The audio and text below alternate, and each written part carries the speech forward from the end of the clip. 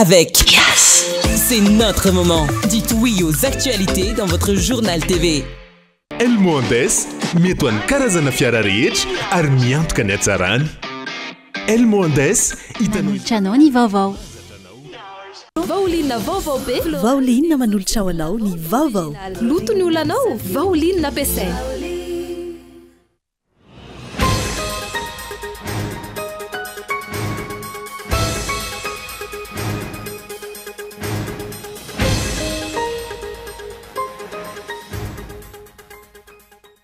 Fanaovana tsinotsinona mpiasa-panjakana ny tsy fijerena ny karaman'izy ireo manoloana ny vidanga ny vidim-piainana ho ny komity ombona mpiasa malagasy.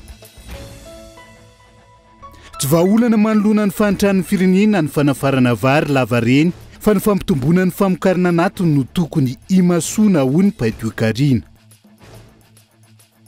Amotika ny sehatra ny fizahantany ny firongatra ny dorotanety raha tsy andraisana fepetra haingana oram-pisehatra amin'ny fizahantany.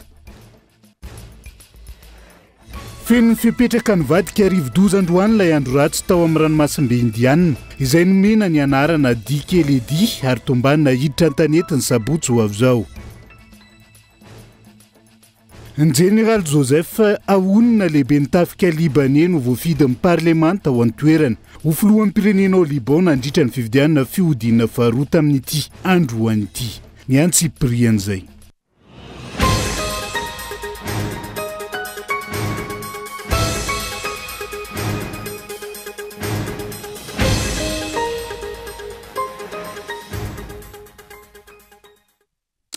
Migadondray ny amin'ny valora alina fotoanan'ny fampalalam-baovao eto amin'ny fitalavitra kolo fa tena ny araba tombo-kilasy tombo-vavy manasa anao avy hatrany anaraka ny antsiprian'izay hoe tsika manokatra ny fampalalam-baovao amin'ity ala ity fanaovana tsinotsinona ireo mpiasa-panjakana ny tsy fijerena ny karaman'izy ireo manoloana ny vidanga ny vidim-piainana amin'izao fotoana izao ny komity ombona ny mpiasa malagasy tamin'ity androanyity.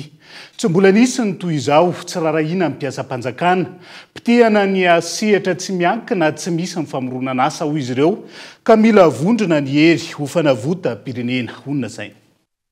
Alohalika ny ranom-bary eto amin'ny firenena matoa mahitsy toy ireny ny afatra ireo ray aman-dreny am-panahy hoy ny komity ombona ny mpiasa malagasy tamin'ity androany ity. Tsy misy mandeha amin'ny laon'ny intsony ny toedra ra eto amin'ny firenena noho ny fametrahan'ny mpitondra ny tombontsoa manokana ambony ny an'ny daholobe. Profon'izany rehefa vita ny nilana ireo mpiasa-panjakana tamin'ireo fifidianana ny fanisy teto amin'ny firenena no tsipahana izy ireo tsy nisy ny fanodrota-karama nefa ny fitondrana milaza hitodika amin'ny sosialy sy ny mahaolona. Isaorana ireo ray aman-dreny ara-panahy mitsinjo sy mijery ny mpino zanany ka mampaneno lakolosy fanairana manoloana ny fijaliana sy fahantrana mianjady amin'ny vahoaka malagasy ateraky ny tsy fisian'ny fahamarinana amin'ny fitantanana ny raharaha pirenena. Miakatra isan'andro ny vidim-piainana, tsy misy fandriampahalemana na any ambanivohitra na an-tanan-dehibe. Tantely afadrakotra ny are-pirenena ohatra ny volamena zany, hitatsika koa ny sokatra reny. Sepotra sy sahirana ny mpiasa malagasy noho ny tsy fiakarany karama tao anatin'ny efataona. Tsy misy famoronana asa ho an'ny tanora malagasy. Délestage lavareny sy rano tapaka manerana any Madagasikara. Fifidianana tsy mangarahara feno oska. Mila vahaolana haingana, maika ary entitra ny firenena malagasy ao anatin'ny fifampidiniana sy ny fifanakaloza-kevitra izay andraisany vondrokery rehetra anjara. Maro ireo fanambarana nataona ankolafikery samihafa teto amin'ny firenena maneho fa miemotra i Madagasikara mikato ny sehatra rehetra hoy ny hery politika mitambatra na ny HPM, ny Amicale des Anciens CT CST et Sénateur de Madagascar, ny syndicat sy ny komity ombona ny mpiasa malagasy. Fotoana izao amindronana ny hery ho fanavota-pirenena raha ny fanazavana ka iantsona izy ireo ny hery velona rehetra eto amin'ny tany sy ny firenena ray aman-dreny am-panahy, firaisamon'ny pirenena, mpanao politika, olo-pirenena resy lahatra fa tsy rary nitsony izao zava-misy izao ikaondo eny amin'ny aroby faravohitra ny zoma fa 17 janoary izao.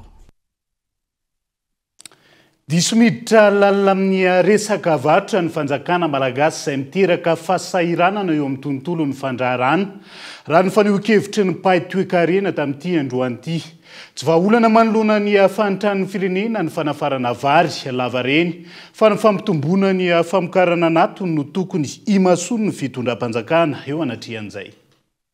Nanambara ny filoha Andry Rajoelina nandritra ny filakevitry minisitra Omaly fa afaka iray volana sy tapany Raila indrindra hidina hatrany amin'ny 570 ariary ny iray kapoka amin'ny vary izay afarantsika avy any ivelany. Manapirofo izany fa ny fanafarana vary no ireharehan'ny ny mpitondra fanjakana ankehitriny nalazaina aza fa ny 900 ny malagasy dia tantsaha avokoa. Nambaran'ireo paito karena ihany koa fa manapirofo ny fandalovan'ny Madagasikara ao anaty krisady ny zava-misy ankehitriny ka mampiasa ilay orinasa mpanjakana SPM izay natao hanafarana ny PPN rehefa misy toe-java-manjo mafy ny firenena tahaka izao. Zay no antony nananganana an'ilay hoe NPM, SPM, State Procurement of Madagascar, izay orinasa mpanjakana ao anatin'ny Ministeran'ny varotra miandraikitra amin'ny fanafarana ny entana izay mandalo krizy mihitsy. Izay no ilana azy zany a, zay ny antony nananganana azy dia lasa mpifaninana amin'ny mpandraraha malagasy io. Ary sationany fotsiny eny fa diso miditra lalina loatra amin'ny resaka varotra ny fanjakana ankehitriny ary zay manahirana amin'ilay atao hoe climat des affaires eto Madagasikara. Ratsy be ny fanao sokajiana ny climat des affaires eto amintsika no io fidiran'ny fanjakana lalina amin'ny fandraharana amin'ny vantana io fa tsy mijanona fotsiny izy amin'ny hoe fanaraha-maso.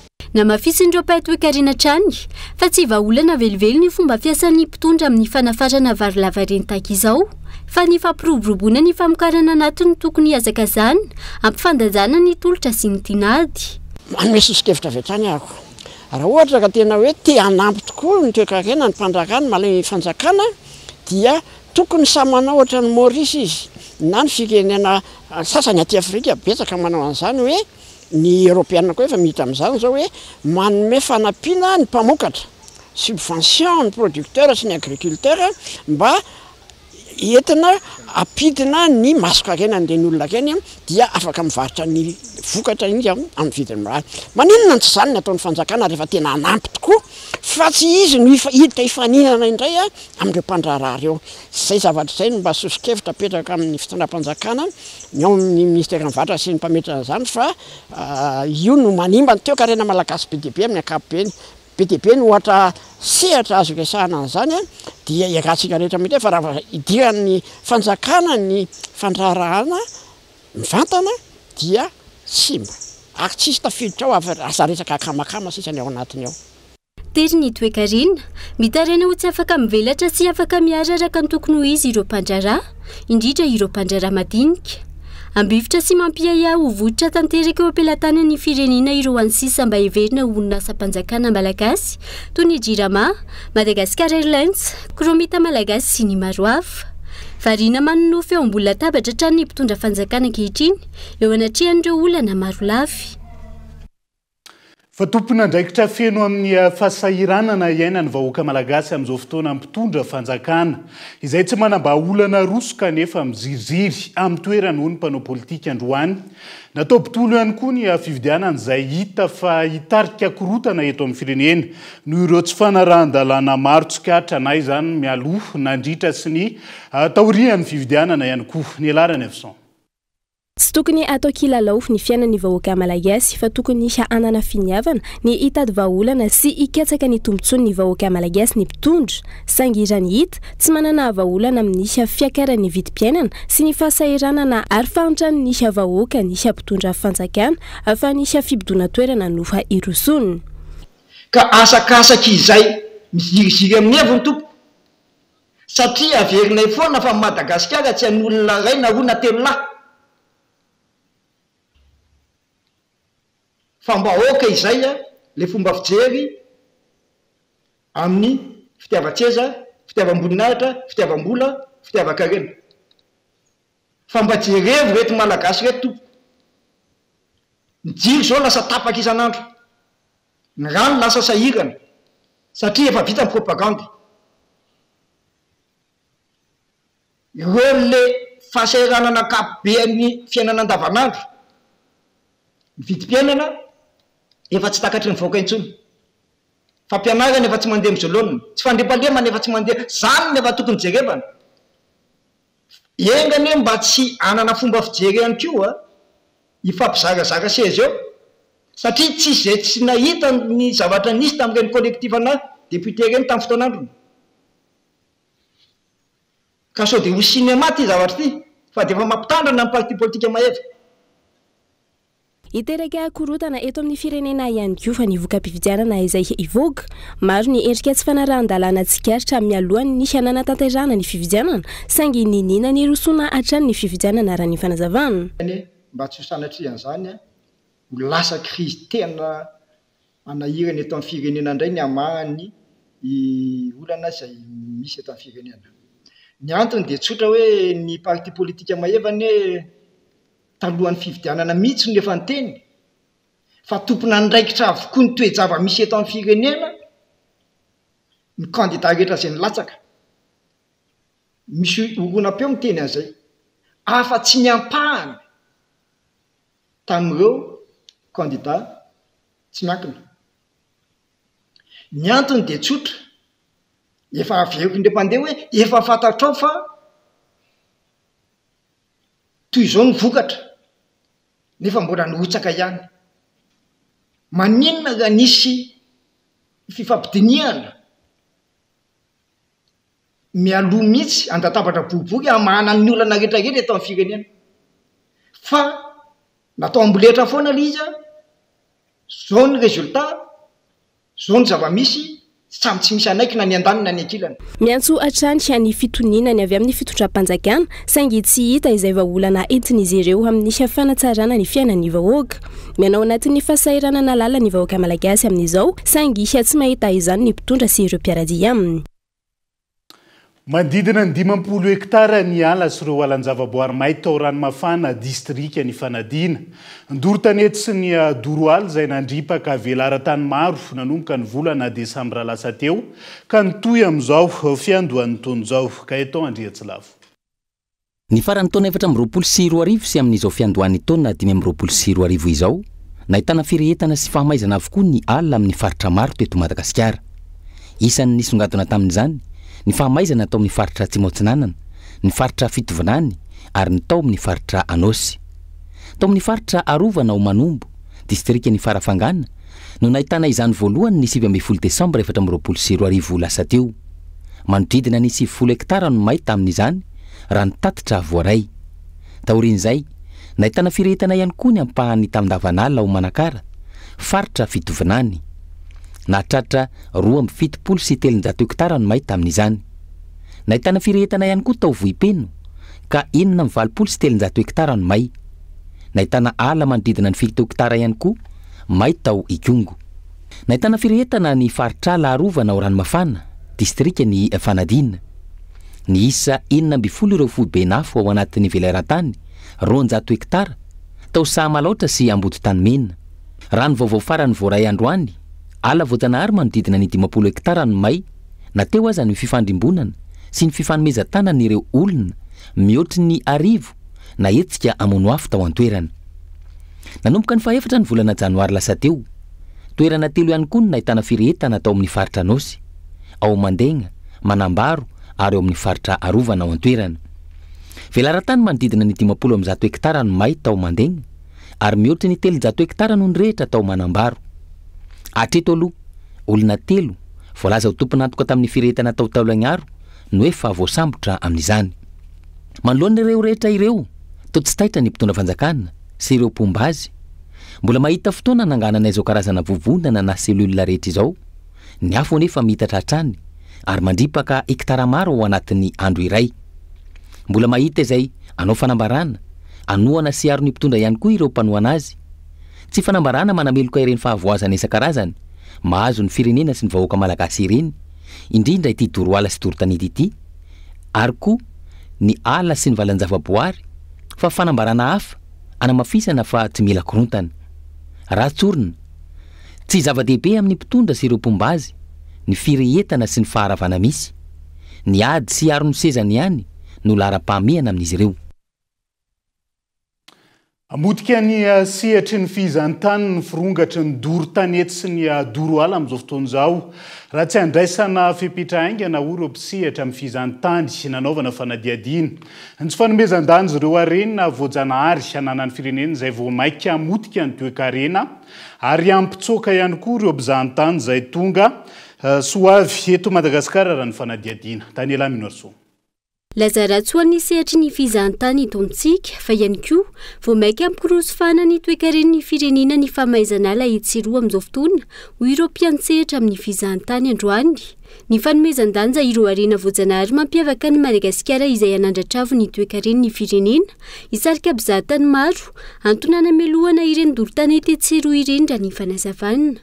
Lazaratsy zany ho an'ny fizahan-tany satria fifaninanana ny fahatongavan'ireo mpizahatany amin'ny fireneny rehetra eny ka raha tsy mihetsiketsika anao an'izany ho zava-dehibe ametraka ny lanjan'ny varika, ametraka ny lanjan'ny baobab, ametraka ny lanjan'ny tanalahy, ametraka ny lanjan'ireo orchidée sy ireo itovy lenta amin'ireny pyramide d'Égypte reny ny tsinginy Biomara dia overin'ny olona etsika tsisy ho avy intsony eto Madagasikara zany zavatra nefa mifandraika amin'ny resaka toe-karena dia antretsika ka mino fa tsy ho tonga amin'izany zay ny joroana eto ary tsy mbola mitsahatra mihitsy zay ary hogoavana ny fatiantoko ateraka ireny doro ala etsiroa ireny raha tsy andraisana fepetra entitra dia nizao ny 5 isanjato ny tolotra izay amidy ho an'ny fihizan-tany izay miompana betsaka amin'ny resaka tontolo iainana na ny ekotourisme raha ny fanazavana trany. Matoa ny firenena ny olona rehetra tonga eto Madagasikara mihazakazaka dia ny fananantsika an'ireo zavaboary mampiavaka antsika ireo. Tsindriky foana, tsika tsy manana Tour Eiffel, tsy manana Statue de Liberté, tsy manana pyramide d'Égypte, tsy manana muraille de Chine fa ireo ny muraille de Chine, Statue de Liberté tsika ary atonga mpizahatany reto. Zava-misy ankehitriny efa latsaka amin'ny 10 isanjato ny ala sisa tavela izay mitahiry ireo harena biby zava-maniry. Raha ny fihazakazaky ny fampitehan'ny ala dia efa 7.7 isanjato sisa ny tavela ary afaka 5 taona dia anjavany zany. Be dia be sanatria mivava tsy te hiteny an'izany fa ny olona very asa iandry asa ho very ve sanatria no vao velomina ny lakolosy. Nisy androany ny fionan'ireo mpiantsehatra amin'ny fihizan-tany sy tontolo iainana tetsy Antsahamanitra hitadiavam-baolana sy hanairana ny tsirairay amin'ny fiarovana ny tontolo iainana indrindra ireo ala amin'ny faritra rovana eto Madagasikara. Isan'ny sosokevitra tapaka nandritra ity fionana ity ny tokony hametrahana polisinala. Iverenantsika vetivety ny vaovao manodidina ny fifidianana ben'ny tanàna sy mpanolo-tsaina ny 20 ny volana Desambra lasa teo. Nahiriky ny seny any amin'ny fitsarana ny mahakasika ireo ordonnansa mahabe resaka nandritra ny fifidianana. Araka ny fanazavana nentin'izy ireo tamin'ity androany ity. Nanomeny attestation de non-inscription mahery ny 4,7 alina no nataon'ny seny ary ireo ny arahana hita ireny mahery ny 9 alina nahazo ny fahafahana hifidy ka 5 isanjato tamin'ireo no tonga nandatsabato tamin'ny andro ny mpividianana. Ny Lara Nevson. Andro vitsy amoa ny fitsarana misana ny ady amin'ny fanjakana ny voka-pifidianana ofisialy tamin'ny fifidianana ben'ny tanàna sy ny mpanolo-tsaina ny tanàna. Niezaka manamarina sy manadio tena ny seny ka nilaza fa tsy misy ny alabato sy ny atsy fanarahan-dalàna nandritra ny fifidianana farany teo. Niezaka nitondra fanazavana mahakasika ireo ordonnansa nivoaka ihany koa fa izy ireo aka nambatra ny tamin'izany fa ny fitsarana no nanery ny seny ampiditra ireo olona ireo ao anatin'ny nisy alisy-pifidianana nisy fitsarana no namoaka ny ordonnansa. Raha ny fanazavana misa 7,704 alina ireo olona tonga nangataka attestation de non-inscription teny amin'ny seny ary nomen'izy ireo izany. Misa 7,704 alina no nomeny fitsarana ny ordonnansa nahafahan'izy ireo nifidy. Raha nisy fanazavana ny teo anivon'ny seny 5 isanjato tamin'ireo olona nahazo ordonnansa ireo ihany no tonga tamin'ny fifidianana. Fanontaniana mipetraka ny hoe inona no antony nangatahany ireo olona ireo ordonnansa raha toa ka tsy hifidy. Efa naverina teny amin'ny fokotany intelo-taona ny lisy-pifidianana nijerevana ireo olona tsy mbola tafiditra ao anatiny. Nahoana no mbola tafiakatra enetsy ireo olona mangataka ny ordonnansa. Toy izao nivaly teniny teo anivon'ny seny manoloana izany. Ampidirana olona anaty lisy-pifidianana dia hoe rehefa natao indray ilay ordonnansa dia be da be ny tonga dia raha mamaly braingona dia hoe ana nitalia daholo ireo ilay olona rehetrarehetra ireo fa ngamba tsy hamaly braingona fo zay hoe akazay ara matety azo amin'ny ordonnansa izy vao tonga dia inona moa no ataonay hoe sakanana ilay olona tsy hisoratra satria nareo rehetrarehetra tsy tsy hita tandritran'izay firy volana sy firy taona nanaovana réforme tsy ralina zay angamba kosa rehefa zolo le izy ka ny lalàna anazy dia nisokatra ny seny tonga ry zareo nisoratra anareo ary mbola teneniko anao teneniko atsika mpanao gazety fa roa andro aory tao alohan'ny katonan'le izy ary vao tena niazakazaka ny malagasy nisy filarana teto amin'ny seny teto tokony mba nisy sary zany navoaka antsika mpanao gazety fa nisy filarana teto amin'ny seny nangataka ilay attestation de non inscription tao amin'ny liste zay nifarana tafaty amby folo ny volana mai ny taona 2024. misy 7 sy 7 sy 4 sy 3 alina ireo fa nahazo ordonnance teto Antananarivo renivohitra araky ny tatitra navoaka ny seny izay hianitsinjara tamin'ny boriboritany misa 4 ary tao amin'ny boriboritany fa 4 no fa maro indrindra tamin'ireo olona nahazo ny ordonnance ireo raha ny tatitra hatrany. Ao anatin'izay tontolo ny fividianana izay hatrany namafy ireo mponina tao amin'ny commune Mahambo anatin'ny district amin'ny Fianareva Atsinanana fa nanjakan'ny osika ny fividianana be ny tanàna farany teo isan'izany ny fampiasana lista tsy mitovy ny fizarana vola tamin'ny androm-pividianana amin'ny fampitomboana ny isampifidy ary indrindra ny fampiasana ireo lehibe ny fokontany tamin'ireo birao fandatsaham-bato maro. Manao antsoava araka izany ireo vahoaka hitsarana araka ny tokony ho izy ny valim-pividianana ao anatin'izay fanampifanazavana. Maraina ny 12 Desambra 2024 dia nisy ny vokatra izay nivoaka ka hita tamin'izany fa nitaraka ny kandida iray dia ny kandida larina fahadimy. Io kandida io anefa dia tsara ho marina fa olona efa nitondra eto anivon'ny commune nandritra ny 2020 taona lasa. Hita sy trapa ny fomba fiasa tamin'izay fotoana izay fa tsy nisy ny fampanosiona ary tsy nisy fotodrafitrasa vita teto anivon'ny commune.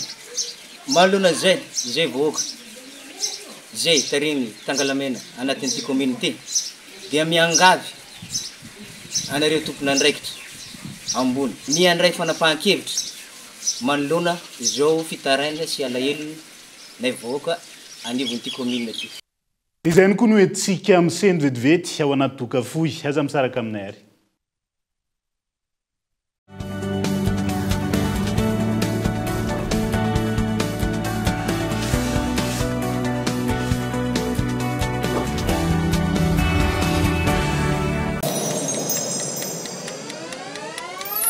Fêtez Noël chez Batimax avec des offres qui illuminent vos projets. Du 9 décembre au 11 janvier, une réduction allant de 5 à 70%. Chez Batimax, Noël rime avec économie. Batimax, la qualité au meilleur prix.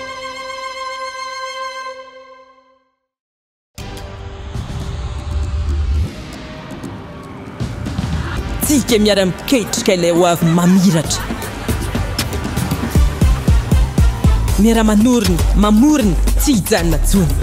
Satria efa hainao fa tsika tanora no tompony. Ndao ifandray hitady inspiraka vaovao hanoratra ilay pejy vaovao mety amintsika. Afaka mamorina, maneho ny maizy atsika efa aty amintsika zao ny baolina. Tsisy anakantsika satria isika iray mifandray miara-manokatra lalana vaovao ka tonga ilay fotoana zao dia zao ndao falera Thelma miova ho Yes.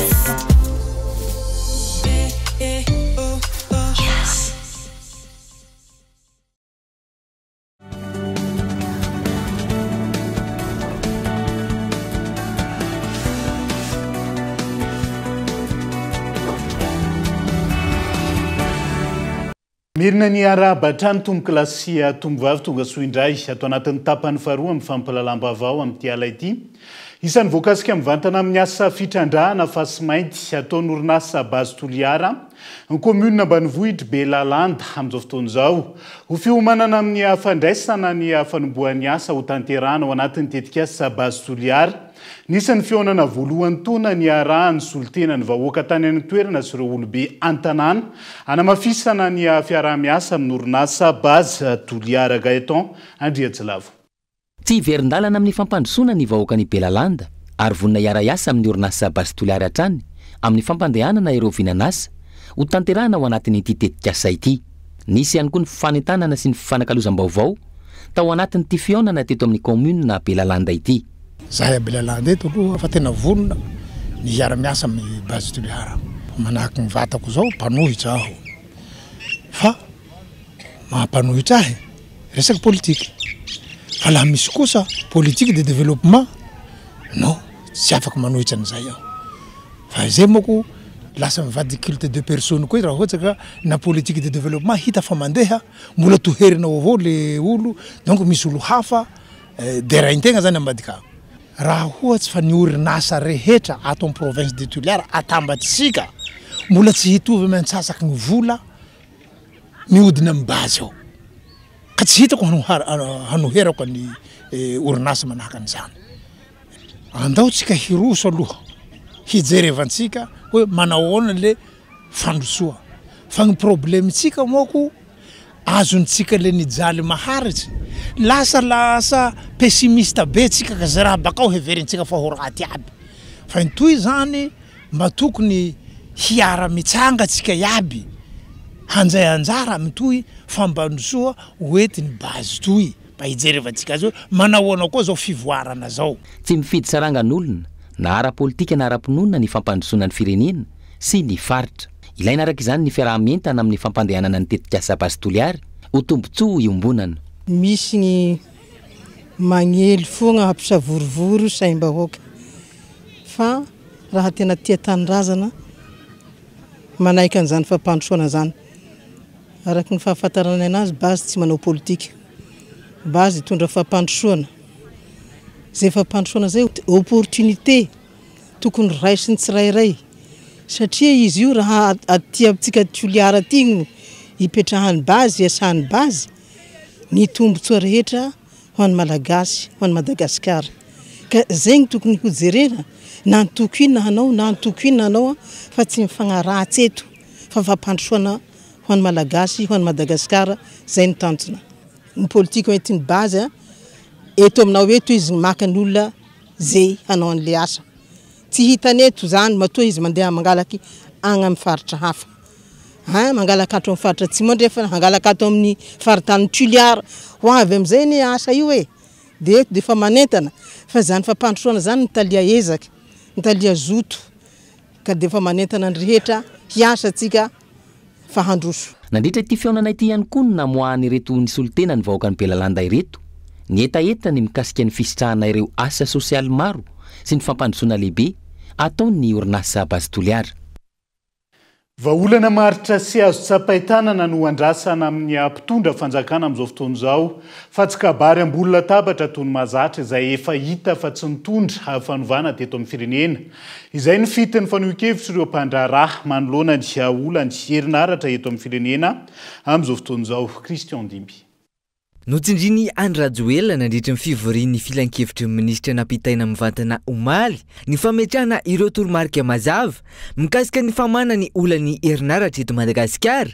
Namafisiny tamin'izany fa tsy maintsy irosoana farak'izay aingana ny fananganana ireo parka solaire indrindra ilay nolazaina fa amokatra 50 megawatt izay anehana 700 miliara ariary isan-taona ny fandaniana eo anivony orinasa Jirama.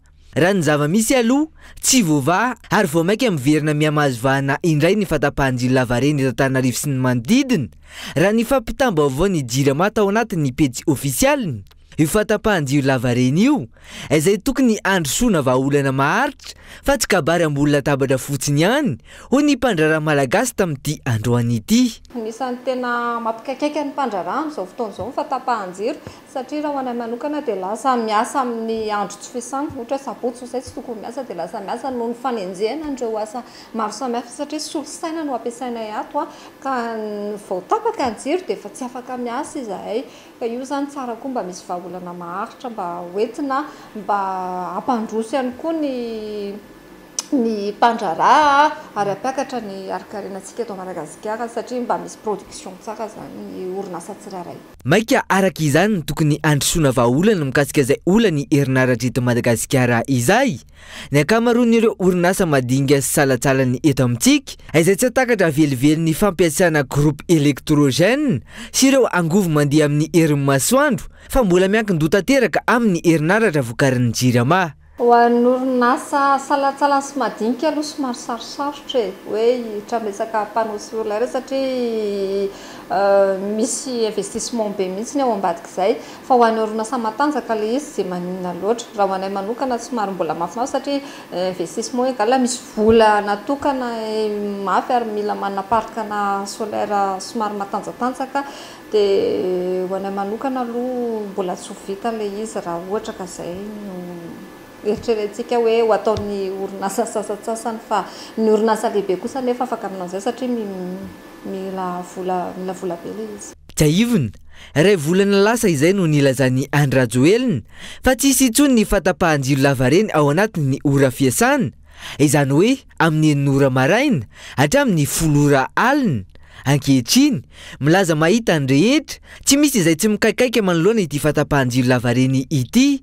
Andrasina araka izany na tena izy tokoa izay fanovana fomba fiasa no lazany mpitondra izay na mbola hijanona ho kabary ambony latabatra toy ny mahazatra izay fa mahana ny olany herinaratra izay. Izay ny lalana fasahirana ihany koa ireo mpampiasa izay ny mahakasika ny herinaratra. Fasahirana ihany koa ireo mpampiasa lalana ao amin'ny Afokotany, Voajanahary, Hazo, Anantsirabe, Atapitanana amin'izao fotoana izao noho ny faratsin-dalana ifamezivezena sy tanteram-bokatra. Ankehitriny hanapaka ny lalana tanteraka ny fitaoam-pahavaratra ka hanaovan'ireo mponina Antsoavo amin'ireo tompona andraikitra isan'ambaratonga ny Andrindrina Randriamiarysokolo Antsirabe. Efa taonany maro izay no nijalian'ireo mponina mpampiasa lalana eto amin'ny Fokotany Voajanahary atao anatin'ny commune Ambonivohitra Antsirabe. Ity lalana ity izay mampifandray Fokotany maro ary hitateran'ireo tantsaha ireo vokatra miakatra ny Antsirabe Atapitanana. Rehefa ao anatin'ny vanim-potoana ny fahavaratra tahaka izao dia sahirana tanteraka ireo mpampiasa ity lalana ity antony ny faharatsiany lalana sy ny fiakaran'ny rano rehefa avy ny orana ka difitry ny rano tanteraka ity tetezana eto amin'ny Fokotany Voajanahary ity ary hatreny amin'ny tratrany avon'ny rano ka tsisy afaka miampita intsony ireo mponina raha ny fanadihadiana natao. Rano hatrany atratra fa tsy mba hoe loalika fa dia tratra mihitsy le izy. Dia matetika ohatra ny olona mody any aminay amin'ny faritra avaratra iny dia mihodina dia any andrefana ambano zay indray vao miverina makany amin'ny tanàna misy anay satria no ty rano ty dia tsy afaka mody. Rehefa avy zany io ny amin'ny tapany avaratra dia tena tondraka ty rano ty. Dia maharitra zany izy eo amin'ny adiny 2 eo. Ka hitanao hoe raha avy ny orana amin'ny 7 na amin'ny 9 sasany hariva dia eritrereto zany hoe any amin'ny avalo sasany amin'ny 9 alina zany zay ve vody any an-tanàna io dia tsy maintsy mba manavotraina hiodina any andrefana ambano any mamonjy ny tanàna any amin'ny tapany avaratra andrefana iny. Anay zany taxi nefa tena mijaly zany anay amin'ny resaka ty lalany ty. Ka rehefa miditra moa zany ty rano ty dia tsy afaka mandeha nefa dia matory aty anay zay tratra mandry aty anay rehefa avy ny orana. Dia netan'olona nefa maika midy nefa anay karama. Efa maro ireo tompona ndraiky mpanjakana tonga taty toerana saingy kombagambava sy resaka no be dia be tamin'ny fanamboarana ity lalana ity ho hiatrany ireto mponina mpampiasa lalana ireto. Porofon'izany ireto vato apetraka eto ampovoan-dalana ireto izay talohan'ny fifidianana be ny tanàna sy mpanolotsain'ny tanàna farany teo no nilazana fa hanamboarana ity lalana ity kanefa dia hatramin'izao dia tsisy nijery akory izany raha ny fanazavana trany. Tompona ndraikitra angamba raha jerena ankapobeny mandalo ity foana fa ohatrany hoe ho ditsita, ohatrany hoe ho ahilika mihitsy. Tsy mbola nahita zany drafitra hoe mba hoe hanatsarana an'le ana fa vava fotsiny hatreto no mandeha. Dia ngamba hitantsika io vato mipetraka io fa ray andro melo amin'ny fifidianana mipetraka dia hoe ho ataony lalana nefa iosy dia porofo hoe mipetraka fotsiny io le lalana tsy hoe fanaratsiana moa fa hitapoko le zavatra. Miatso avy zany dia manentana ny tompona ndraikitra mba hijery akaika. Tena fiainan'ny vahoaka ty fa tsy hoe sangisangy ary io ny taratra ahafantarana hoe misy mpitondra ety na hoe mba tena misy marina zany fitondrana zany. Nisy amin'ny fotoana zany nanaovan'ireo andreny tamin'nisy rally nefa le rally indray fanomban-dalana zany nataony fa tsy fanamboarana. Dia atso avy amin'ny tompona ndraikitra dia mba jereo re tompoko hatreto Voajanahary mandrapahatonga ny tsara farana ny Rambe satria ao zany tena misy ny hoe resaka légume. Dia mba eritrereto hoe ny vidina légume amin'izao ambany dia ambany ny frais mitsangana de mahatsiary mateatiko anay no faratsian-dalana satria raha tokony ho ray alina frein sarety maketo Voajanary zao fa lasa 5,000 ariary andramo be Voajanary zao 5,000 ariary kanefa tokony ray alina farany ambony mety ho latsaka zay raha ny tena marina. Araka zany dia manao antsoava amin'ireo tompon'andraikitra ambony ireo mponina sy mpampiasa lalana indrindra fa ireo tatsaha izay mpitatitra ireo vokatra miakatra any Antsirabe atapy-tanàna mba hijerevana manokana ity lalana eto amin'ny fokontany Voajanahary izay mampitohy fokotany maro atao anatin'ny commune Ambonivohitra Antsirabe ity. Isan'ny vaovao misongadina ihany koa amin'ity alay ity. Androany tamin'ny 10 ora maraina no feno ny fepetra ka nivadika rivo-doza ilay andro ratsy tao amin'ny ranomasimbe Indiana izay nomena ny anarana Dikeledi. Ity rivo-doza mahery vaika ity izay hiditra an-tanety ny sabotsy ho avy izao fony foibe famantarana mety ho toetry ny andro tamin'ity androany ity. Ny tombohery ka lasa rivo-doza mahery vaika na cyclone tropical ary nomena anarana hoe Dikeledi ilay andro ratsy eo amin'ny ranomasimbe Indiana amin'izao fotoana. Tamin'ny 10 ora maraina teo, tany amin'ny 7,500 kilometatra tsinanany an-talano nisy ny vohibeny ary natratra 570 kilometatra isan'ora ny rivotra hoentiny izay iamafy hatrany rehefa manakaiky ny morontsiraka i Madagasikara ary ny sabotsy ho avy izao no hiditra an-tanety amin'ny tapany avaratry ny nosy. Raha ny tombatombana mahakasika ny sotran'ity rivo-doza ity aloha dia tsisy fiovana fa sotra miaraka andrefana hatrany izy dia tombanana ikasika ny morontsiraka avaratra Santanosy zany izy hanao any amin'ny sabotsy tolakandro na sabotsy alina farafatarany zay zany tombatombana amin'izay fotoana izay koa izy aloha dia tombanana hatratrany stady cyclone tropical zany mety hatratratra amin'ny 30 kilometatra isan'ora zany ny rivotra miaraka aminy rehefa manakaiky ny morontsiraka avaratra Santanana zay izy. Filazana amin'ny loko maitso araka izany no an'ny fatra Diana, Sava, Ambatosoa, Sofia ary ny fatra Boeny. Hiakatra hatrany ihany koa ny ranomasina mandritra izany fotoana izany raha ny fanazavana hatrany.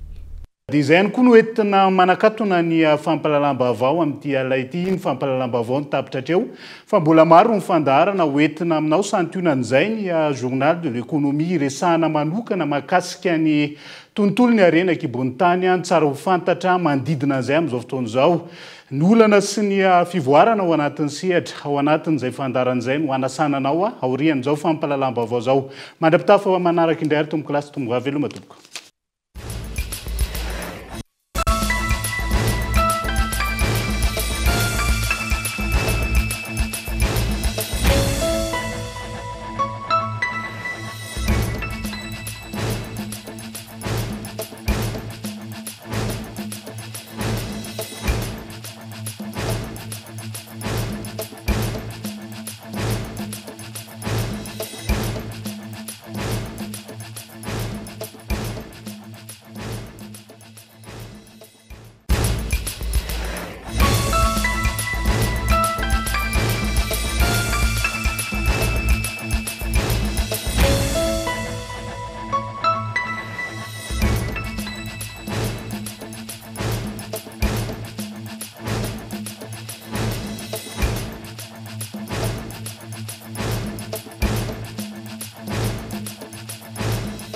Vaolinina vaovao be vaolinina nanolotra ho anao teo ny vaovao loto ny olanao vaolinina ampiasaina El Mondes mety ho an'ny karazana fiara rehetra ary miantoka ny hatsarany.